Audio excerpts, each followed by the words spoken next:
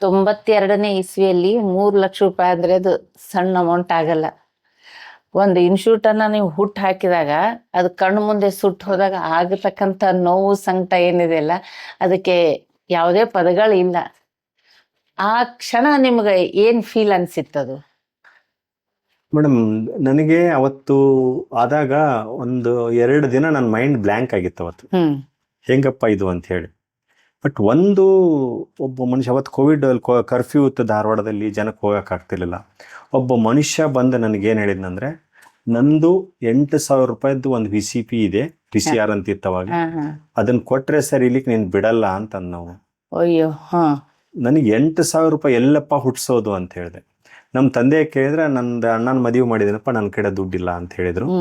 So ನನಗೆ ಅವಾಗ ಇಲ್ಲ, ಇದನ್ನ ಮುಟ್ಟಿಸ್ಲೇಬೇಕು ನಾನು ಅಂತ ಹೇಳಿ, ಸೊ ಬೇರೆ ಬೇರೆ ಮತ್ತೆ ಕೆಲಸಗಳನ್ನ ಮಾಡ್ಕೊಂಡೆ. ನಾನು ಅವಾಗ ಟಿವಿ ಕನ್ಸ್ಟ್ರಕ್ಷನ್ ಮಾಡಕ್ ಸ್ಟಾರ್ಟ್ ಮಾಡಿದೆ, ನಾನು ಟಿವಿ ಸೇಲ್ ಮಾಡಕ್ ಸ್ಟಾರ್ಟ್ ಮಾಡಿದೆ, ಅಂದ್ರೆ ನಾನೇ ಅಸೆಂಬ್ಲಿಂಗ್ ಮಾಡಿ. ಸೊ ವಿದಿನ್ 3 months ಅಲ್ಲಿ ನಾನು 500 ಟಿವಿಗಳನ್ನ ಸೇಲ್ ಮಾಡಿದೆ. ನಾನೇ ರೆಡಿ ಮಾಡಿ, ನಾನೇ ಮೆಟೀರಿಯಲ್ಗಳನ್ನ ಬೆಂಗಳೂರಿಂದ ತರಿಸಿ, ಸೊ ಎಲ್ಲ ಅಸೆಂಬ್ಲಿಂಗ್ ಮಾಡಿ ನನಗೆ ಒಂದು ಟಿವಿ ಸೇಲ್ ಮಾಡಿದ್ರೆ 1,000 ರೂಪಾಯಿ ಸಿಗ್ತಾ ಇತ್ತು ನನಗೆ ನೆಟ್ ಪ್ರಾಫಿಟ್. ಸೊ ಅದನ್ನ ನಾನು ಮಾಡಿ 1 ವರ್ಷ ಅವ್ರಿಗೆ ಗ್ಯಾರಂಟಿ ಕೊಡ್ತಾ ಇದ್ದೆ ನಾನು. ಹಾಗೆ ವಿದಿನ್ 6-7 months ಅಲ್ಲಿ 500 ಟಿವಿಗಳನ್ನ ಸೇಲ್ ಮಾಡಿದೆ. ನನಗೆ ಅಲ್ಲಿ ಬಂತು, ಅದನ್ನ ತೀರ್ಸಿದೆ. ಹಿಂಗೆ ಈ ಟೈಪ್ ಮಾಡ್ಕೋತಾ ಸೊ ಸ್ವಲ್ಪ ಕೆಲವು ಜನ ಸಮಯ ಕೊಟ್ರು. ಮತ್ತು ನಮ್ಮ ಸಹೋದರರು ಬಹಳ ನನಗೆ, ನಮ್ಮ ದೊಡ್ಡ ಅಣ್ಣ ತುಂಬಾ ಹೆಲ್ಪ್ ಮಾಡಿದ, ನನಗೆ ತುಂಬಾ ಹೆಲ್ಪ್ ಮಾಡಿದ. ಹಂಗಾಗಿ ಎಲ್ಲರದು ಮುಗಿಸಿದೆ. ಮತ್ತು ನನ್ನ ಸ್ನೇಹಿತರು ಕೆಲವು ಜನ ನನಗೆ ಆರ್ಥಿಕವಾಗಿ ನಾನು ದುಡ್ಡು ಇಸ್ಕೊಳ್ಳಿಲ್ಲ. ಅವಾಗ ಅವರೆಲ್ಲ ಬಂದು ನನಗೆ ಏನ್ ಮಾಡಿದ್ರು ಅಂದ್ರೆ, ಅವರೇ ಕೋರ್ಸ್ ಹಚ್ಚಿ, ಸುಮ್ನೆ ಕಲೀಲಿಕ್ಕೆ ಬರ್ತಾ ಇಲ್ಲ, ಇವ್ನು ದುಡ್ಡು ತಗೊಳಲ್ಲ ಅಂತ ಹೇಳಿ ಫೀಸ್ ಸ್ವಲ್ಪ ಎಲ್ಲರಿಗಿಂತ ಹೆಚ್ಚು ಕೊಟ್ಟು ಆ ರೀತಿ ಆರ್ಥಿಕವಾಗಿ ಸಹಾಯ ಮಾಡಿದ್ರು. ಸೊ ಅವೆಲ್ಲ ಅದರಿಂದ ನನಗೆ ಅವ್ರಿಗೆ ವಿದ್ಯೆ ಸಿಕ್ಕಂಗಾಗಿರ್ಬೇಕು, ನಿಮಗೆ ಸಾಲ ಅಂತಾನು ಅನ್ಸಿರ್ಬಾರ್ದು. ಮತ್ತು ನಾನು ಹೆಚ್ಚಾಗಿ ರಾತ್ರಿ ಡೇ ಅಂಡ್ ನೈಟ್ ಅಲ್ಲೇ ಮಲ್ಕೊಂಡು ಸರ್ವಿಸಿಂಗ್ ಮಾಡಿ ಟ್ರೈನಿಂಗ್ ಕೊಟ್ಟು ಆ ರೀತಿ ಮಾಡ್ಕೊಂಡು ಮಾಡಿದೆ. ನಾನು 93 ಏಪ್ರಿಲ್ದಲ್ಲಿ ನನಗೆ ಸುಮಾರು 100 ಹುಡುಗರು ಬಂದ್ಬಿಟ್ರು. ಅದೇನೂ ಗೊತ್ತಿಲ್ಲ ನನಗೆ ಅದು ಬೂಸ್ಟ್ ಆಯಿತು, ಕಾನ್ಫಿಡೆನ್ಸ್ ಗೇನ್ ಆಯಿತು, ಸಮಸ್ಯೆಗಳನ್ನ ಎದುರಿಸ್ಬೋದಂತ ಅನಿಸ್ತು. ಆ ರೀತಿ ನಾವು ಮಾಡ್ಕೋತ ಹೋದಾಗ ಸಮಸ್ಯೆಗಳು ಬರ್ತಾ ಇರುತ್ತೆ. ನಾನು ಅದಕ್ಕೆ 3 ಲಕ್ಷ ಅವತ್ತಿನ ಕಾಲಕ್ಕೆ ತುಂಬಾ ದೊಡ್ಡದು, ಬಹಳ ದೊಡ್ಡದು, ಲೆಕ್ಕ ಹಾಕ್ಲಿಕ್ಕೂ ಆಗಲ್ಲ. ಬಟ್ ಎನಿಹ್ಯಾವ್ ಅದನ್ನ ಎದುರಿಸಿದೆ. ಆ ಎದುರಿಸಿದ ಪರಿಣಾಮ ಇವತ್ತು ಇಷ್ಟು ಗಟ್ಟಿಯಾಗಿ ನಿಲ್ಲಿಕ್ಕೆ ಸಾಧ್ಯತೆ ಆಗಿದೆ. ಅದಕ್ಕೆ ಈ 93ರಲ್ಲಿ 100 ಮಕ್ಕಳು ಬಂದ್ರು ಅಂತ ಹೇಳಿದ್ರಿ. ಅದಕ್ಕಿಂತ ಮೊದಲು ನೀವು ಒಂದು ಹುಡುಗನಿಗೆ ಮಾತ್ರ ಒಂದಿಷ್ಟು ತಿಂಗಳು ಒಂದೇ 3 ತಿಂಗಳವರೆಗೆ ಒಂದೇ ಹುಡುಗನಿಗೆ ಕ್ಲಾಸ್ ಅನ್ನ ಮಾಡಿದಿರಿ. ಅದ ಅನುಭವ ಹೇಗಿತ್ತು ಸರ್? ಮೇಡಮ್, ಒಂದೇ ಹುಡುಗ ಬಂದಾಗ ಅವನ ಮನೆಗೆ ಹೋಗಿದ್ದೆ ನಾನು. ಅವ್ರ ತಂದೆ ಡಾಕ್ಟರ್. ನನಗೊಂದು ಸ್ಪೆಷಲ್ ಇದು ಅದು. ನನಗೆ ನನ್ನ ಸ್ನೇಹಿತರೊಬ್ರು ಕರ್ಕೊಂಡೋದ್ರು ಅವ್ರ ಮನೆಗೆ. ಅವನಿಗೆ ಡಾಕ್ಟರ್ ಮಗ, ಅವನು ತುಂಬಾ ಶ್ರೀಮಂತರ ಮಗ. ಅವನಿಗೆ ಕರ್ಕೊಂಡೋದ್ರೆ ನನಗೆ ಮಿಸ್ಬಿಹೇವ್ ಮಾಡಿದ್ದ ನನ್ನ ಜೊತೆಗೆ. ಆ ಮಗು ಇವ್ ನಮ್ ಸರ್ ಅಂತ ಹೇಳಿ ಮಿಸ್ಬಿಹೇವ್ ಮಾಡಿದ. ಆಮೇಲೆ ನೆಕ್ಸ್ಟ್ ಇಲ್ಲ ಅವ್ರ ಮನೆಗೆ ಹೋಗೊಂಡು ಬಂದು ಕರ್ಕೊಂಡು ಹೋದಾಗ ಅವ್ರ ತಂದೆಯವ್ರಿಲ್ಲ, ನೀನು ಅಲ್ಲೇ ಕಲೀಲಿಕ್ಕೆ ಹೋಗ್ಬೇಕು ಅಂತ ಹೇಳಿ. ಅವ್ನು ಒಂದು ಹುಡುಗ ಬಂದು ಕೂತ್ಕೊಂಡ. 3 ತಾಸು ಅವನಿಗೆ ಕ್ಲಾಸ್ ತಗೊಂಡೆ. ನನ್ನ ಜೀವನದೊಳಗೆ ಅವತ್ತಿನ ಕ್ಲಾಸ್ ಪ್ರತಿಯೊಂದು ಅಕ್ಷರಗಳು ನನ್ನ ಮೈಂಡ್ ನಲ್ಲಿದೆ. ಅವ್ನು ಬಂದಾಗ ಸ್ಟೈಲ್, ಅವರ ತಂದೆ ಒತ್ತಾಯಕ್ಕೆ ಬಂದಿದ್ದ ಅವತ್ತು. 3 ತಾಸಿನ ನಂತರ ನೆಕ್ಸ್ಟ್ ನನ್ನ ಕಾಲ್ ಮುಟ್ಬಿಟ್ಟ ಅವನು. ಸರ್, ಐ ಆಮ್ ಸಾರಿ, ನನಗೆ ನಿಮ್ಮ ತಪ್ಪಾಗಿ ತಿಳ್ಕೊಂಡಿದ್ದೆ. ನನಗೆ ನನ್ನ ಲೈಫ್ನೊಳಗೆ ಈ ರೀತಿ 3 ತಾಸು ನಾ ಕುಂತದ್ದು ಗೊತ್ತಿಲ್ಲ, ಕ್ಲಾಸಿಗೆ ಗೊತ್ತಿಲ್ಲ, ಬಟ್ ನನಗೆ ತುಂಬ ಅರ್ಥ ಆಯಿತು ಅಂತಂದ. ಸೊ ಅವತ್ತು ಅವ್ನು ಫಸ್ಟ್ ನನಗೆ ಫೀಸ್ ಕಟ್ಟಿದ್ದು 2,000 ರೂಪಾಯಿ ಫೀಸ್ ಕಟ್ಟಿದ ಅವನು ಫಸ್ಟ್ ಕ್ಲಾಸಿಗೆ. ಅದು ಇವತ್ತಿಗೂ ನನ್ನ ಮನಸ್ಸಿನಲ್ಲಿ ಅಚ್ಚಳಿದೆ ಕೂತ್ಕೊಂಡಿದ್ದೆ. ಎಷ್ಟನೇ ಕ್ಲಾಸಿನ ಹುಡುಗ? ಅವನು ಕಾಲೇಜ್ ಓದ್ತಾ ಇದ್ದಾನೆ, ಡಿಗ್ರಿ ಕಾಲೇಜ್ ಓದ್ತಾ ಇದ್ದ ಅವನು. ಅದ್ರ ಈ ಕ್ಲಾಸಿಗೆ ಡಿಗ್ರಿ ಕಾಲೇಜ್ ಟೆಕ್ನಿಕಲ್ ಕೋರ್ಸ್ ಕಲೀಲಿಕ್ಕೆ ಬಂದಿದ್ದ. ಟೆಕ್ನಿಕಲ್ ಕೋರ್ಸ್ ಕಲೀಲಿಕ್ಕೆ ಬಂದಿದ್ದ ಅವನು. ನನಗಿಂತ ವಯಸ್ಸಿನಲ್ಲಿ ದೊಡ್ಡವನು, ಬಟ್ ಆ ರೀತಿ ಇದ್ದವನು. ಆಗ ನಾನು ಸಣ್ಣವನು, ಬಟ್ ಅವಾಗ ಆ ರೀತಿಯಾಗಿ ನನಗೆ ಅವನಿಗೆ ಖುಷಿ ಆಯ್ತು. ಅವನಿಗೆ ಆ ರೀತಿ ಅಂದ್ರೆ ಅವಾಗ ನನಗೇನಾಯ್ತು, ಕಾನ್ಫಿಡೆನ್ಸ್ ಬಂತು, ನಾನು ಟೀಚ್ ಮಾಡಬಲ್ಲೆ ಅಂತೇಳಿ. ಯಾಕೆ ಫಸ್ಟ್ ವಿದ್ಯಾರ್ಥಿ ನನಗೆ ಬಂದು ಹಂಗೆ ಹೇಳಿದಾಗ ನನಗೆ ಕಾನ್ಫಿಡೆನ್ಸ್ ಬಂದು ನಾನು ಟೀಚ್ ಮಾಡಬಲ್ಲೆ ಅಂತೇಳಿ. ಮತ್ತು ಸಾಕಷ್ಟು ತಯಾರಿಗಳನ್ನು ಮಾಡ್ಕೊಂಡು ಬರ್ತಾ ಇದ್ದೆ. ಅದ್ರ ಪ್ರತಿಫಲ ಏನಾಯ್ತಪ್ಪ, ಅದನ್ನ ಮಕ್ಕಳಿಗೆ ಕೊಡ್ಲಿಕ್ಕೆ ಆಯ್ತು. ಸುಮಾರು 2010ವರೆಗೆ ನಾನೇ ಖುದ್ದಾಗಿ ಪಾಠ ಮಾಡಿದ್ದೀನಿ. ಆಮೇಲೆ ಹುಡುಗರ ಸಂಖ್ಯೆ ಹೆಚ್ಚಾದಂಗೆಲ್ಲಾನು ಸೊ 1 by 1 ಮತ್ತೆ ಸ್ಪ್ಲಿಟ್ ಮಾಡ್ಕೋತ ಆಡಳಿತ ಕಡೆಗೆ ಲಕ್ಷ್ಯ ಕೊಟ್ವಿ, ಡೆವಲಪ್ಮೆಂಟ್ ಕಡೆಗೆ ಕೊಟ್ವಿ. ಬದಲಾವಣೆಗಳನ್ನು ಸಹಜವಾಗಿ ಆ ಕಾಲಕ್ಕೆ ಮಾಡ್ಕೋತಾ ಬಂದಿದ್ದೀನಿ ಮೇಡಮ್. ಅಂದ್ರೆ ಸಮಯಕ್ಕೆ ಯಾವ್ಯಾವ್ದು ಅನುಕೂಲ ಆಗುತ್ತೆ ಆ ತರ ಒಂದೊಂದು ಇನ್ಸ್ಟಿಟ್ಯೂಟ್ಗಳನ್ನ ನೀವು, ಯಾಕಂದ್ರೆ ಯೂಶಲಿ ಏನಾಗುತ್ತೆ, ಫಸ್ಟ್ ನಾವು nursery, pre nursery school start ಆಗುತ್ತೆ, ನರ್ಸರಿ, ಹೈಸ್ಕೂಲ್, ಹೀಗೆ. ಬಟ್ ನಿಮ್ದು ಸ್ಟಾರ್ಟ್ ಆಗಿದೆ ಟೆಕ್ನಿಕಲ್, ಡಿಗ್ರಿ ಕಾಲೇಜು, ಆಮೇಲೆ ಬಂದದ್ದು ಹೈಸ್ಕೂಲ್ ಪ್ರೈಮರಿಯಿಂದ ಬಂದಿದ್ದೀರಿ. ಇಲ್ಲ ಮೇಡಮ್, ಕೋರ್ಸ್ಗಳು ಹೆಂಗಿರ್ತಾವಂದ್ರೆ ಒಂದೇ ರೀತಿಯಾಗಿ ನಮ್ಗೆ ಲಾಂಗ್ ಪೀರಿಯಡ್ 35 years ಜರ್ನಿ ಸಣ್ಣದಲ್ಲ ಇದು. ಹೌದು. ಆಮೇಲೆ ಒಂದೇ ಟೈಪ್ ಆದ ಕೋರ್ಸು. ನನಗೆ ಅವತ್ತಿನ ಕಾಲದಲ್ಲಿ ಟೆಕ್ನಿಕಲ್ ರೇಡಿಯೋ ನಿಮ್ಗೆ ಗೊತ್ತು, ಇವತ್ತು ರೇಡಿಯೋ ಯಾರು ಯೂಸ್ ಮಾಡಲ್ಲ, ಯಾರು ಯೂಸ್ ಮಾಡಲ್ಲ. ಅವತ್ತು ತುಂಬಾ ಡಿಮಾಂಡಿಂಗ್ ಇರುವಂತಹದ್ದು ರೇಡಿಯೋ, ಬಹಳ ಡಿಮಾಂಡಿಂಗ್. ನಾ ಅದನ್ನೇ ಹಿಡ್ಕೊಂಡು ಕೂತಿದ್ರೆ ನಂದು ಅಲ್ಲೇ ಕ್ಲೋಸ್ ಆಗ್ತಿತ್ತು. ಭಾಳ ಅಂದ್ರೆ ಒಂದು 2000 ಇಸ್ವಿಗೆ ನಾ ಕ್ಲೋಸ್ ಆಗಿಬಿಡ್ತಾ ಇದ್ದೆ. ಟಿವಿಗಳಿಗೆ ತುಂಬಾ ಡಿಮಾಂಡ್ ಇತ್ತು ಅವತ್ತು. ಸ್ಪೆಷಲಿ ರಾಮಾಯಣ ಅಂತ ಒಂದು ಸೀರಿಯಲ್ ಬಂದಾಗ ಅದನ್ನ ನೋಡ್ಲಿಕ್ಕೆ ಸಾಕಷ್ಟು ಜನ ಟೆಲಿವಿಷನ್ ಪರ್ಚೇಸ್ ಮಾಡಿದ್ರು. ಅದು ಬೂಮ್ ಬಂತ ಅವಾಗ. ಸೊ ಆಯಾ ಕಾಲಕ್ಕೆ ತಕ್ಕಂಗೆ ಏನು ಮಾರ್ಕೆಟ್ ಇರುತ್ತೆ ಆ ಮಾರ್ಕೆಟನ್ನ 2000 ಇಸ್ವಿಗೆ 98, 99, 2000 ಇಸ್ವಿಗೆ ಕಂಪ್ಯೂಟರ್ ಬೂಮ್ ಬಂತು. ಅದನ್ನ ಆಲ್ರೆಡಿ ನಾನು ಅಡ್ವಾನ್ಸ್ ಆಗಿ ಸ್ಟಡಿ ಮಾಡ್ಕೊಂಡು ನನಗೆ ಆಕ್ಚುಲಿ ನನ್ನ ಕಂಪ್ಯೂಟರ್ ಕೋರ್ಸ್ ಅಲ್ಲ, ಬಟ್ ನಾನು ಕೂತ್ಕೊಂಡು ಸ್ಟಡಿ ಮಾಡಿ ನಾನೇ ಕೆಲಸಕ್ಕೆ ಸ್ಟಾರ್ಟ್ ಮಾಡಿದೆ.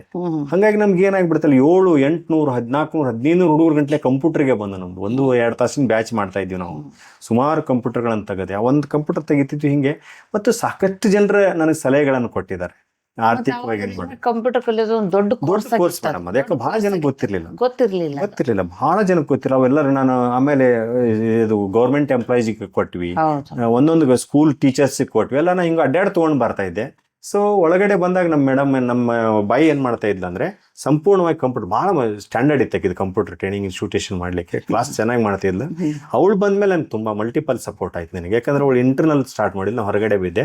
ಅವಾಗ ನಮ್ಮ ಇನ್ಸ್ಟಿಟ್ಯೂಷನ್ ಎಕ್ಸ್ಪಾಂಡ್ ಆಗ್ಲಿಕ್ಕೆ ಸಾಧ್ಯ ಆಯ್ತು ನನಗೆ. ಯಾಕೆ ಒಳಗಡೆ ಕೂತ್ಕೊಂಡು ಎಲ್ಲ ವರ್ಕ್ ಮಾಡಕ್ ಸ್ಟಾರ್ಟ್ ಮಾಡಿದ್ದು.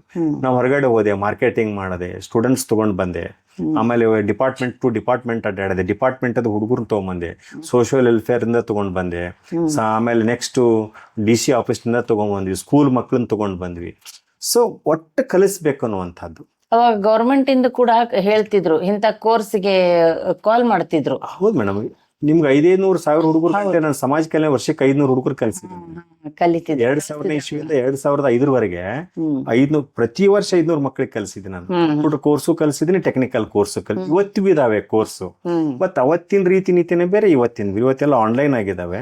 ಸೊ ಅವತ್ತಿಂದಕ್ಕೆ ಇವತ್ತಿಗೂ ಲಾಟ್ ಆಫ್ ಚೇಂಜಸ್ ಆಗಿದೆ. ಆ ರೀತಿ ಟ್ರೈನಿಂಗ್ಗಳನ್ನು ಹೇಳಿದ್ನಲ್ಲ, ಆಯಾ ಕಾಲಕ್ಕೆ ಸಂದರ್ಭಕ್ಕೆ ಅನುಗುಣವಾಗಿ ನಮ್ಮಲ್ಲಿ ನಾವು ಬದಲಾವಣೆ ತಂದುಕೊಂಡ್ರೆ, ನಾನು ಇವತ್ತು ಸ್ಟಾರ್ಟ್ ಮಾಡ್ತೀನಿ ಹೀಗೆ ಇರ್ತೀನಿ ಅಂದ್ರೆ ಅದು ಇವತ್ತಿನ ಕಾಲಕ್ಕೆ 10-12 ವರ್ಷ ಫಿನಿಶ್. ಅದು ನಾ ಅದೇ ಫೀಲ್ಡ್ ಒಳಗಿದ್ರೆ ನನ್ನನ್ನು ಬದಲಾವಣೆ ಮಾಡ್ಕೊಳ್ಳಿಲ್ಲ, ನನ್ನ ಕೋರ್ಸನ್ನು ಬದಲಾವಣೆ ಮಾಡ್ಕೊಳ್ಳಿಲ್ಲ ಅಂದ್ರೆ ಇಷ್ಟು ಲಾಂಗ್ ಜರ್ನಿ ಬರಕ್ಕೆ ಸಾಧ್ಯ ಇಲ್ಲ. ನನಗೆ ಇವತ್ತಿಗಿದೆ 10 ಇಯರ್ಸ್ಗೆ ಇದೆಲ್ಲ ಬದಲಾವಣೆ ಆಗುತ್ತೆ. ಯಾಕಂದ್ರೆ ಕಾಲ ಇದು. ನನ್ನಲ್ಲಿ ನಾನು ಬದಲಾವಣೆ ಮಾಡ್ಕೊಳ್ಳಿಲ್ಲ ಅಂದ್ರೆ ಈ ಕೋರ್ಸು ನಡೆಯಲ್ಲ, ನನಗೆ ಯಾವ ಕೋರ್ಸು ನಡೆಯಲ್ಲ. ಇನ್ನು 10 ವರ್ಷಕ್ಕೆ ನಾನು ಬದಲಾವಣೆ ಮಾಡ್ಕೊಳ್ಳಬೇಕು. ನನ್ನಲ್ಲಿ ನಾ ಬದಲಾವಣೆ ಮಾಡ್ಕೊಂಡಾಗ ನ್ಯಾಚುರಲ್ ಆಗಿ ಏನಾಗ್ತದಪ್ಪ ಅಂದ್ರೆ ನಾನು ಮುಂದಿನ ಕೋರ್ಸ್ಗಳನ್ನ ಮಾಡ್ಲಿಕ್ಕೆ ಹೋಗುತ್ತೆ ಮತ್ತು ಲಾಂಗ್ ಪೀರಿಯಡ್ ಇರ್ಲಕ್ಕೆ ಸಾಧ್ಯತೆ ಆಗುತ್ತೆ. ಆ ರೀತಿಯಾಗಿ ನಾವು ಮಾಡ್ಕೋತಾ ಬಂದಿದ್ದೀವಿ. ಅಂದ್ರೆ ನಿಮ್ಮಲ್ಲಿ ಏನೇ ಬದಲಾವಣೆಗಳಾದ್ರೂ ಕೂಡ ಎಲ್ಲ ಎಜುಕೇಶನ್ ಲೈನ್ ನಲ್ಲೇ ಆಗ್ತಾ ಹೌದು. ಅಂದ್ರೆ ಬಿಟ್ಟು ಬೇರೆ ಕಡೆ ಎಲ್ಲಿ ಸ್ಪ್ಲಿಟ್ ಆಗಿಲ್ಲ ನೀವು. ಎಜುಕೇಶನ್ ಲೈನ್ ನಲ್ಲೇನೆ ಹೇಗೆ ಬರುತ್ತೆ ನಿಮ್ಗೆ ಅವಕಾಶಗಳು, ಆ ತರ ನೀವು ಅವಕಾಶಗಳನ್ನ ಕ್ಯಾಚ್ ಮಾಡ್ಕೊಂಡು ಹೋಗಿದ್ದೀರಿ. ಇಲ್ಲ, ನಾವು ಫೀಲ್ಡ್ ಇದೆ, ಆ ಫೀಲ್ಡ್ ನಲ್ಲೇ ಹೊಸತನ ಇರುತ್ತೆ, ಅದನ್ನ ಕ್ಯಾಚ್ ಮಾಡಬೇಕು. ನಾನು ಫೀಲ್ಡ್ ಅನ್ನ ಟೋಟಲಿ ಫೀಲ್ಡ್ ಅನ್ನ ಈ ಒಂದು ಫೀಲ್ಡ್ ಇದೆ, ಇನ್ನೊಂದು ಬಿಸ್ನೆಸ್ ಹೋಗ್ತೀನಿ ಅಂದ್ರೆ ಅಲ್ಲಿ ನಾನು ಮತ್ತೆ ABCD ಸ್ಟಾರ್ಟ್ ಆಗುತ್ತೆ. ಈಗ ಆಲ್ರೆಡಿ ನಾನು ಜಡ್ಡಿಗೆ ಬಂದಿದ್ದೀನಿ, ಜಡ್ ಮೇಲೆ ನಾನು ವರ್ಕ್ ಮಾಡ್ತಾ ಇದ್ದೀನಿ, ಎಕ್ಸ್ಪೀರಿಯನ್ಸ್ ಇದೆ ನನಗೆ. ಆ ಎಕ್ಸ್ಪೀರಿಯನ್ಸ್ ಅನ್ನು ಹೊಸ ಕೋರ್ಸ್ ಮುಖಾಂತರ ಹೋಗ್ತಾ ಇದ್ದೀನಿ. ಈಗ ನಾವು ಸ್ಟೇಟ್ ಬೋರ್ಡ್ ಮಾಡಿದ್ವಿ, ಡಿಮಾಂಡ್ CBSE ಬಂತು, ಗೋ ಫಾರ್ CBSE ಹೋದ್ವಿ ನಾವು. ಸೊ ಹಂಗೇನೆ ನೆಕ್ಸ್ಟ್ ಹೋಗಿ ಬಂದಾಗ ICSE ಬರ್ಬೋದು, ಬೋರ್ಡ್ ಬರ್ಬೋದು. ಆಮೇಲೆ ನೆಕ್ಸ್ಟ್ ಈಗ ಮಕ್ಕಳು ಮೈಂಡ್ ಚೇಂಜ್ ಆಗಿದೆ, ವಸತಿ ಶಾಲೆ ಬೇಕು, ವಸತಿ ಶಾಲೆ ಮಾಡಿದ್ವಿ ನಾವು, ರೆಸಿಡೆನ್ಷಿಯಲ್ ಸ್ಕೂಲ್ ಮಾಡಿದ್ವಿ ನಾವು. ಹೀಗೆ ಆಯಾ ಕಾಲಕ್ಕೆ ತಕ್ಕಂಗೆ ಬದಲಾವಣೆಗಳು. ಅದಕ್ಕೆ ತಗೊಂಡಂತ ರಿಸ್ಕ್ ತಗೋಬೇಕಾಗತ್ತೆ ನಾವು. ಯಾಕಂದ್ರೆ ಇನ್ಸ್ಟಿಟ್ಯೂಟ್ ನಡೆಸಬೇಕಂತಂದ್ರೆ so competition is much more. ಇವತ್ತು ನಂದು ಇಲ್ಲಿ ಈ ಏರಿಯಾದೊಳಗೆ 20 ವರ್ಷದ ಒಂದೇ ಸ್ಕೂಲ್ ಐತಿ. ಇವತ್ತು ಸುತ್ತಮುತ್ತಲು 12 ಸ್ಕೂಲ್ ಆಗಿದಾವೆ ನನಗೆ. ವಿದಿನ್ ಕಿಲೋಮೀಟರ್ ಅಂತರದೊಳಗೆ 12 ಸ್ಕೂಲ್ ಇದಾವೆ. ಸೊ ಸ್ಪ್ಲಿಟ್ ಆಗತ್ತೆ. ಸ್ಪ್ಲಿಟ್ ಆದಾಗ ನಾನು ಆಯ್ತು ನನಗೆ ನಡೆಯಲ್ಲ ಅನ್ನಂಗಿಲ್ಲ. ಅದಕ್ಕೆ ನಾನು ಅವ್ರ ಕಾಂಪಿಟೇಷನ್ ಮಾಡಲೇಬೇಕು, ಹೊಸ ಟ್ರೈನಿಂಗ್ ಅನ್ನ ಕೊಡಬೇಕು, ಹೊಸ ಯೋಜನೆಗಳನ್ನ ಮಾಡಬೇಕು. ಆ ರೀತಿ ನಾವು ಮಾಡ್ಕೋತಾ ಬಂದಿದ್ವಿ. ಅದು ನಮ್ಮ ಕಾನ್ಫಿಡೆನ್ಸ್. ನಾವು ಇವತ್ತಿನವರೆಗೂ ಹೊಸದನ್ನು ಸ್ಟಡಿ ಮಾಡ್ತೀವಿ. ಮಕ್ಕಳು ಬರ್ಲಿಕ್ಕೆ ಯಾವ ರೀತಿ ಪ್ರತಿ ವರ್ಷ ನಮಗೆ ಇನ್ಕ್ರೀಸ್ ಆಗುತ್ತೆ. ನಮ್ಗೆ ಪ್ರಾಬ್ಲಮ್ ಬರೋ ಸ್ಪೇಸ್ ಪ್ರಾಬ್ಲಮ್ ಬರ್ತಾ ಇದೆ. ಯಾಕಂದ್ರೆ ನಿಮ್ಗೆಲ್ಲ ಇನ್ನು ಹೊಸದು ಏನಾರ ದೊಡ್ಡದೇನಾದ್ರೂ ಇದ್ರೆ ನಾನು 10,000 ವಿದ್ಯಾರ್ಥಿಗಳನ್ನ ತರುವಷ್ಟು ಕೆಪಾಸಿಟಿ ಇದೆ. ಬಟ್ ನಮ್ಗೆ ಇನ್ನೂ ಆ ರೀತಿ ಸ್ಪೇಸ್ ಸಿಕ್ಕಿಲ್ಲ. ಅದಕ್ಕೆ ಬೇರೆ ಬೇರೆ ಕಡೆ ನಾವು ಇನ್ಸ್ಟಿಟ್ಯೂಷನ್ಗಳನ್ನ ಮಾಡ್ತಾ ಇದೀವಿ ಈಗ ನಾವೆಲ್ಲಾನು. ಆ ರೀತಿ ನಿಟ್ಟಿನೊಳಗೆ ಮಾಡಿದ್ರೆ ತಾನೇ ಡೆವಲಪ್ ಆಗುತ್ತೆ. ಇದು ರೆಸಿಡೆನ್ಷಿಯಲ್ ಸ್ಕೂಲ್ ಐಡಿಯಾ ಯಾಕೆ ಬಂತು ನಿಮ್ಗೆ? ಇದನ್ನ ತಂದಕ್ಕೆ ನನ್ನ ಮಗಳ್ರಿ, ಅವಳಿಗೆ ಹೊಸ ಜನರೇಷನ್, ಅವ್ರದನ್ನು ಎಕ್ಸೆಪ್ಟ್ ಮಾಡ್ಕೋತೀನಿ ನಾನು. ಯಾಕಂದ್ರೆ ಅವಳು ಬಂದಾಗ ನನಗೆ ಇತ್ತು ಶ್ರಮ ಆಗುತ್ತೆ, ರಿಸ್ಕ್ ಇರುತ್ತೆ, ಬೇಡ ಅಂತಿತ್ತು.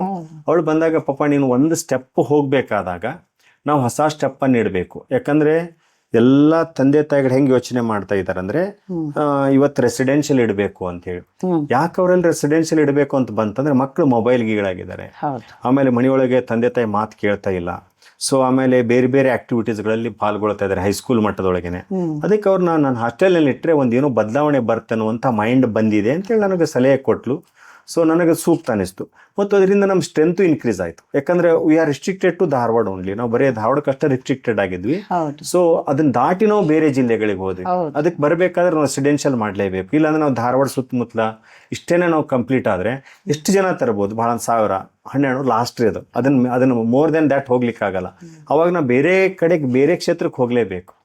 ಅದು ಒಂದು ಯೋಚನೆ ಕೊಟ್ಲು. ಹಾಗಾಗಿ ನಾವು ಲಾಸ್ಟ್ ಇಯರ್ದಿಂದ ಏನು ಮಾಡಿದ್ವಿ, ಬೇರೆ ರೆಸಿಡೆನ್ಷಿಯಲ್ ಸ್ಕೂಲು ಸ್ಟಾರ್ಟ್ ಮಾಡಿದ್ವಿ. ಅಲ್ಲಿ 100 ಮಕ್ಕಳು ಇವತ್ತು ಅಭ್ಯಾಸ ಮಾಡ್ತಾ ಇದ್ದಾರೆ. ಇನ್ನೂ ಪ್ರತಿ ವರ್ಷ ಹಾಸ್ಟೆಲು ನಮ್ಮದೇ ಸ್ವಂತ ಇದೆ, ಇನ್ನೂ ಎಕ್ಸ್ಪಾಂಡ್ ಮಾಡಿ ಅದನ್ನ ಇನ್ಕ್ರೀಸ್ ಮಾಡುವಂತಹದ್ದಿದೆ. ಸ್ಪೆಷಲಿ ರೆಸಿಡೆನ್ಷಿಯಲ್ ಸ್ಕೂಲೇ ಮಾಡಿ ಒಂದು 500 ಮಕ್ಕಳಿಗೆ ಸಪ್ರೇಟಾಗಿ ಟ್ರೈನಿಂಗ್ ಕೊಡಬೇಕು ಅನ್ನುವಂಥ ಯೋಜನೆಗಳಿದೆ. ಸೊ ಹಿಂಗೆ ಹೊಸದ್ರಿ ಮೇಡಮ್. ಅಂದ್ರೆ ಆ ರೀತಿ ಕೊಟ್ಕೊಂಡ್ರೆ ಪಾಲಕರಿಗೆ ಒಂದು ಒಳ್ಳೆ ಇದು ಬರ್ತದೆ ಅವ್ರಿಗೆ. ಈಗ ಕಾಲೇಜ್ಗೂ ಎಲ್ಲ ನಿಮ್ದು ಹಾಸ್ಟೆಲ್ ಇದೆಯಾ ಅಥವಾ ಏನಿಲ್ಲ? ಕಾಲೇಜುಗಳಿಗಿಲ್ಲ. ಕಾಲೇಜುಗಳಿಗೆ ಏನಾಗ್ತದೆ, ಮಕ್ಕಳು 18+, 16+ ಇರೋದ್ರಿಂದ ಮ್ಯಾಚುರಿಟಿ ಇರ್ತದೆ ಮಕ್ಕಳಿಗೆ. ಅವ್ರಿಗೆ ನಾವೆಲ್ಲ PG ಮಾಡ್ಕೊಡ್ತಾ ಇದೀವಿ. ಬರ್ತಾರೆ ಅಲ್ಲಿನೂ ಹಾಸ್ಟೆಲ್ ಮಕ್ಕಳು ಸಾಕಷ್ಟು ಓದ್ಲಿಕ್ಕೆ ಬರ್ತಾರೆ, ಬಟ್ ಅವ್ರಿಗೆ PG ಇದಾವೆ. ನಾವು ಅವ್ರಿಗೆ ಒಂದು ಬೇರೆ ಕಡೆಗೆಲ್ಲ ಸೆಟರೇಟ್ ಮಾಡಿದೀವಿ. ನಮ್ಮ ಜೊತೆಗೆ ಇರ್ತಾರೆ, ಟೈಅಪ್ ಮಾಡ್ಕೊಂಡಿದ್ವಿ. ಅವ್ರ ಕಡೆ ಕಳಿಸ್ಬಿಡ್ತೀವಿ ಅವ್ರಿಗೆ. ಅಂದ್ರೆ ಹೋಗ್ಲಿಕ್ಕೆ ಬರ್ಲಿಕ್ಕೆ ಅನುಕೂಲ ಇರುತ್ತೆ. ಇವು ಚಿಕ್ಕ ಮಕ್ಳು ಇರೋದ್ರಿಂದ ಹೋಗ್ಲಿಕ್ಕೆ ಆಗಲ್ರಿ. ಹಾಗಾಗಿ ನಮ್ದೇ ಸ್ವಂತ ಅವ್ರನ್ನ ಕೇರ್ ಟೇಕರ್ ಇರಬೇಕು. ಆ ಟೈಪ್ ನಾವು ಅಪ್ ಟು SSLC ಅವ್ರು ನಮ್ದೇ ಸ್ವಂತ ರೆಸಿಡೆನ್ಷಿಯಲ್ ಸ್ಕೂಲ್ ಇದೆ. ಕಾಲೇಜಿಗೆ ಹೊರಗಿಂದ ಸಾಕಷ್ಟು ಜನ ಬರ್ತಾರೆ. ಯಾಕಂದ್ರೆ ಮೋರ್ ದೆನ್ 600 ಸ್ಟೂಡೆಂಟ್ ಡಿಗ್ರಿ ಒಳಗೆ ಬರ್ತಾರೆ, PU ಒಳಗೆ ಒಂದು 200 ಸ್ಟೂಡೆಂಟ್ಸ್ ಬರ್ತಾರೆ, ITI ಬರ್ತಾರೆ, ಎಲ್ಲ ಬರ್ತಾರೆ.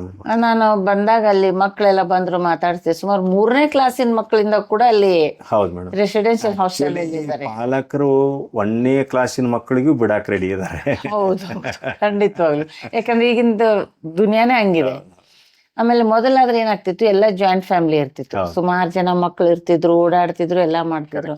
ಇವಾಗ ನ್ಯೂಕ್ಲಿಯರ್ ಫ್ಯಾಮಿಲಿ ಇರೋದ್ರಿಂದ ಒಂದೊಂದೇ ಮಕ್ಳು ಇರ್ತಾರೆ. ಅವ್ರ ಮಕ್ಳು ಅಳ್ತಾರೆ ಅನ್ನೋಕ್ಕೋಸ್ಕರ ಪೇರೆಂಟ್ಸ್ ಏನ್ ಬೇಕೆಲ್ಲ ಫೆಸಿಲಿಟೀಸ್ ಕೊಟ್ಟ ಮಕ್ಳ ಹಠ ಮಾಡಕ್ ಶುರು ಮಾಡ್ತಾರೆ. ಆ ಎಲ್ಲ ಕಾರಣದಿಂದನೂ ಮಕ್ಳ ಹಾಸ್ಟೆಲ್ಗೆಲ್ಲ ಬರ್ತಿರ್ಬೇಕು. ಕರೆಕ್ಟ್. ಅಲ್ಲಿ ನ್ಯಾಚುರಲ್ ರೀ ಅದು. ಆಮೇಲೆ ಅದೇ ಹೇಳಿದ್ನಲ್ಲ, ನಾವು ಆಕ್ಚುಲಿ 4th ಆನ್ವರ್ಡ್ಸ್ ಮಾಡಿದ್ವಿ. ಕೆಲವು ಜನ ಪ್ರೆಷರ್ಗೋಸ್ಕರ 3ನೇ ಕ್ಲಾಸಿನ ಮಕ್ಕಳು ತಗೊಳ್ಳಲ್ಲ, ನಾವು ಅದ್ರ 1-2-3 ಮಕ್ಳು ಇರ್ಲಿ ಅಂತ ಹೇಳಿ ಜಾಣ್ರಿದ್ದಾರೆ ಮಕ್ಕಳು. ಬಟ್ ಅವ್ರಿಗೆ ಏನಾಗ್ತದೆ ಅದೇ ಹೇಳಿದ್ನಲ್ಲ ಮೇಡಮ್, ಈಗ ಚಿಕ್ಕ ಮಕ್ಕಳಿಗೆ ಮೊಬೈಲ್ ಗೀಳ್ ಜಾಸ್ತಿ ಆಗಿದೆ. ಸ್ಪೆಷಲಿ ಮೊಬೈಲ್ ಒಳ್ಳೇದು ಇದೆ, ಕೆಟ್ಟದ್ದು ಇದೆ. ಬಟ್ ನಮ್ಮಲ್ಲಿ ಯಾವುದೇ ಒಂದು ಟೆಕ್ನಾಲಜಿಯನ್ನ ನಾವು ನೆಗೆಟಿವ್ ಆಗಿ ಯೂಸ್ ಮಾಡ್ತೀವಿ, ಅಂದ್ರೆ ನಮ್ ಕೆಟ್ಟತನಕ್ಕೆ ಯೂಸ್ ಮಾಡ್ತೀವಿ ಅದನ್ನ.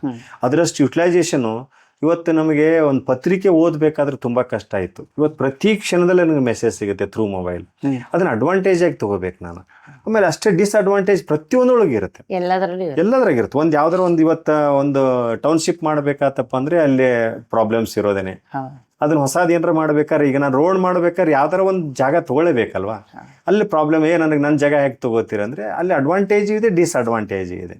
ಸೊ ಅದು ಯಾವ್ದು ಅಡ್ವಾಂಟೇಜ್ ಜಾಸ್ತಿ ಇದೆ ಅದನ್ನ ಯೂಸ್ ಮಾಡ್ಕೋಬೇಕು. ಆ ರೀತಿ ಮಾಡಿದಾಗ ಅದು ಸಕ್ಸಸ್ ಆಗಿ. ಅಡಿಗೆ ಮನೆ ಹಿಡ್ಕೊಂಡು ರೋಡ್ ವರೆಗೇನು ಎರಡೂ ಇರುತ್ತೆ ಮೇಡಮ್. ರೈಟ್. ಅಡಿಗೆ ಮನೇಲಿ ಅಡಿಗೆ ಮಾಡಿದಾಗಲೂ ಕೂಡ ಅದು ಕೆಲವ್ರಿಗೆ ಇಷ್ಟ ಆಗುತ್ತೆ, ಕೆಲವ್ರಿಗೆ ಇಷ್ಟ ಆಗಲ್ಲ. ಹೌದು. ಬಂದ್ ಮಾಡಿರೋ ಅಡಿಗೆ ಕೆಲವ್ರು ಹೆಲ್ತ್ ಸೆಟ್ ಆಗುತ್ತೆ, ಕೆಲವ್ರು ಸೆಟ್ ಆಗೋಲ್ಲ. So as it is same ಹಂಗಿದೆ, ಎಲ್ಲ ಬಿಸ್ನೆಸ್ ಅಲ್ಲೂ ಬರುತ್ತೆ, ಫ್ಯಾಮಿಲಿಲೂ ಆತರ ಎಲ್ಲ ಬರುತ್ತೆ. ಕಾಲಕ್ಕೆ ತಕ್ಕಂಗೆ ನಾವು ಅಡ್ಜಸ್ಟ್ಮೆಂಟ್ ಮಾಡ್ಕೊಳ್ಳಿಲ್ಲ ಅಂದ್ರೆ, ಸೊ ನಮ್ ಬದಲಾವಣೆ ಆಗ್ಲಿಲ್ಲ ನಾವು ಸ್ಟ್ರಕ್ ಆಗ್ತೀವಿ. ನಾವು ಅಷ್ಟೇನೆ. ನಾವು ಸ್ಟ್ರಕ್ ಆಗ್ಬಾರ್ದಂದ್ರೆ ನಾವು ಬದಲಾವಣೆಗಳ ನಮ್ಮಲ್ಲಿ ತಂದ್ಕೊಂತ ಹೋಗ್ಬೇಕು, ಡಿಫ್ರೆಂಟ್ ಆಗಿ ಹೋಗ್ಬೇಕು ನಾವು ಅದನ್ನ ಅಷ್ಟೇ. ಈ ರೆಸಿಡೆನ್ಷಿಯಲ್ ಸ್ಕೂಲ್ ಮಕ್ಕಳಿಗೆ ಮಾಡಿದ್ದೀರಾ, ಈಗ ಹೇಳಿದಂಗೆ 3ನೇ ಕ್ಲಾಸಿನ 4ನೇ ಕ್ಲಾಸ್ ಹೇಗ್ ಮೇಂಟೈನ್ ಮಾಡ್ತೀರಾ ಅವ್ರನ್ನೆಲ್ಲ? ಏನಿಲ್ಲ ಮೇಡಮ್, ಅವ್ರಿಗೆ ವಾರ್ಡನ್ ಇದ್ದಾರೆ. ಸೊ ಆಮೇಲೆ ಅವ್ರಿಗೆ ನಾವು ಬೆಳಿಗ್ಗಿನ ಒಂದು ಟೈಮ್ ಟೇಬಲ್ ಹಾಕಿದೀವಿ ಮಕ್ಕಳಿಗೆ. ಸಿಸ್ಟಮೆಟಿಕ್ ಆದಂತ ಒಂದು ಟೈಮ್ ಟೇಬಲ್ ಇದೆ. ಸೊ ಆ ಟೈಮ್ ಟೇಬಲ್ ಬೆಳಿಗ್ಗೆ 6 ಗಂಟೆಯಿಂದ ಹಿಡ್ಕೊಂಡು ಅವ್ರ ಜರ್ನಿ ರಾತ್ರಿ 10 ಗಂಟೆವರೆಗೆ ಇರುತ್ತೆ. ಆಟದಿಂದ ಹಿಡ್ಕೊಂಡು, ಆಮೇಲೆ ಯೋಗದಿಂದ ಹಿಡ್ಕೊಂಡು, ಸ್ಟಡಿ ಅವರ್ನಿಂದ ಹಿಡ್ಕೊಂಡು ಅವ್ರಿಗೊಂದು ಟೈಮ್ ಟೇಬಲ್ ಅನ್ನು ಬಿಲ್ಡ್ ಮಾಡ್ತೀವಿ ನಾವು. ಮಕ್ಕಳಿಗೆ ಬೇಕಾಗಿರೋದು ಶಿಸ್ತು ಮತ್ತು ಸಮಯ ಪ್ರಜ್ಞೆ. ನಮ್ಗೆ ಎಜುಕೇಶನ್ ಅಷ್ಟೇ ಸಾಲದು, ಮನುಷ್ಯ ಶಿಸ್ತಿನಿಂದ ತುಂಬಾ ಬೆಳಿತಾನೆ. ಅದರ ಅವ್ರ ಅರಿವು ಆ ಟೈಮ್ನಲ್ಲಿ ಆಗಲ್ಲ. ನನಗದರ ಅರಿವು ಇದೆ, ನನ್ನ ಶಿಸ್ತು ನನ್ನ ಈ ಮಟ್ಟಕ್ಕೆ ಬೆಳೆಸ್ತು ಅಂತೇಳಿ. ಇದನ್ನ ಕೊಟ್ಟವರು ನನ್ನ ತಾಯಿ, ನನ್ನ ತಂದೆ ಮತ್ತು ನಮ್ಮ ಶಿಕ್ಷಕರು. ಆಮೇಲೆ ನಾನು ಎಲ್ಲ ಮಕ್ಕಳಿಗೆ ಹೇಳೋದೇನಂದ್ರೆ, ಈ 3 ದೊಡ್ಡ ವಸ್ತುಗಳು, ತಾಯಿ, ತಂದೆ, ಗುರು, ಈ 3 ದೊಡ್ಡ ವಸ್ತುಗಳು. ನಾ ಸ್ಪೆಸಿಫಿಕ್ ಆಗಿ ತಾಯಿ ಬಗ್ಗೆ ತುಂಬಾ ನಮ್ಮ ಮಕ್ಕಳಲ್ಲಿ ಬಿತ್ತೋದೇನಂದ್ರೆ, ತಾಯಿ ದೊಡ್ಡ ವಸ್ತು, ಅದು ದೇವ್ರಂದ್ರೆ ತಾಯಿ. ಆಮೇಲೆ ತಂದೆ ನಮ್ಮನ್ನು ಸಾಕ್ತಾನೆ, ಗುರು ನಮ್ಗೆ ವಿದ್ಯೆ ಕೊಡ್ತಾನೆ. ಸೊ ನನಗೆ ನನ್ನ ತಂದೆ ತಾಯಿಗಳು, ಸ್ಪೆಷಲಿ ನನ್ನ ತಾಯಿ ಲಾಸ್ಟ್ ಇಯರ್ ತೀರ್ಕೊಂಡವಳು. ಬಟ್ ಅವಳು ಕೊಟ್ಟಂತ ಶಿಕ್ಷಣ ಒಂದನೇ ಕ್ಲಾಸ್ ಕಲ್ತಿದ್ಲು ಅವಳು ಕೊಟ್ಟಿರುವಂತ ಶಿಕ್ಷಣ ನಮ್ಮ 5 ಮಂದಿ ಮಕ್ಕಳನ್ನ ಒಳ್ಳೆ ಪೊಸಿಷನ್ಗೆ ತಗೊಂಡು ಹೋಗ್ಲಿಕ್ಕೆ ಸಾಧ್ಯತೆ ಆಗಿದೆ. ಅದಕ್ಕೆ ತಾಯಿ ಪಾತ್ರ ಮಕ್ಕಳಲ್ಲಿ ತುಂಬಾ ದೊಡ್ಡದಿರುತ್ತೆ. ಹಾಗೇನೆ ತಂದೆ ಪಾತ್ರ, ತಂದೆಗಿಂತ ತಾಯಿ ಅಟ್ಯಾಚ್ಮೆಂಟ್ ಮಕ್ಕಳಿಗೆ ಜಾಸ್ತಿ ಇರುತ್ತೆ ಚಿಕ್ಕ ಮಕ್ಕಳಿದ್ದಾಗ. ಆಮೇಲೆ ಬರ್ತಾ ದೊಡ್ಡದಾಗ ತಂದೆ ಅಲ್ಲಿ ಪೊಸಿಷನ್ಗೆ ಬರ್ತಾನೆ ಮಾಡ್ಕೋತಾರೆ. ಬಟ್ ಅದಕ್ಕೆ ತಾಯಿ ಶಿಕ್ಷಣವಂತಳಲ್ಲ ಅಂದ್ರೆ ಸೊ ಮಕ್ಕಳನ್ನ ಬೆಳೆಸ್ಲಿಕ್ಕೆ ಈಸಿ ಆಗುತ್ತೆ.